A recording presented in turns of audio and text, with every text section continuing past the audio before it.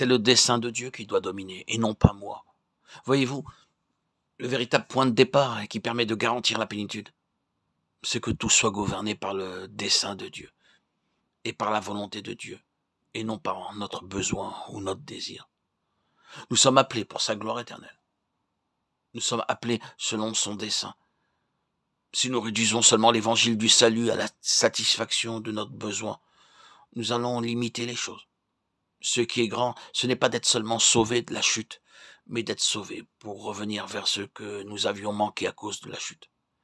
C'est une vie qui ne sera pas seulement caractérisée par une certaine manière de vivre, mais par le puissant dessein de Dieu.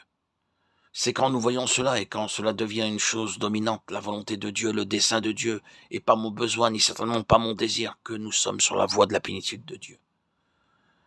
Vous découvrirez que vous êtes porteur de cette communion du mystère. C'est ainsi que le Seigneur vous saisira. Vous reviendrez constamment vers cela.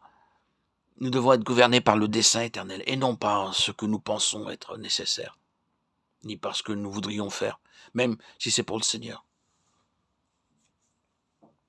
Ce mystère de l'Évangile se soustrait à toute tentative, voulant l'expliquer.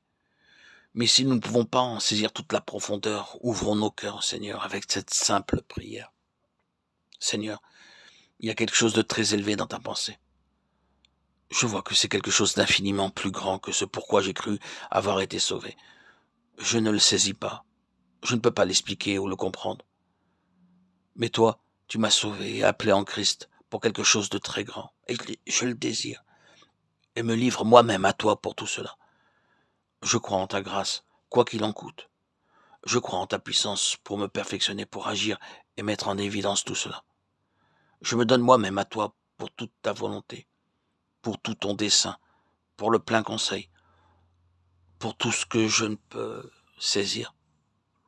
Car c'est au-delà de mes capacités. Seigneur, œuvre en moi selon ton bon plaisir. La manière d'agir de Dieu envers nous, ses voies étranges sont parfois des voies difficiles. Comment les interprétons-nous?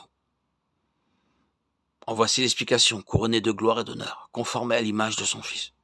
Nous passons par le feu, nous sommes testés, éprouvés, nous passons réellement par des temps difficiles dans les mains de Dieu. Mais qu'est-ce qu'il fait? Bien, parfois il semble que le feu manifeste tout ce qui est mauvais en nous, comme si cela venait à la surface. Mais regardons de nouveau dans le creuset. La crasse, l'écume est apparue à la surface, c'est vrai. Mais qu'est-ce qu'il y a en dessous? L'or est en dessous.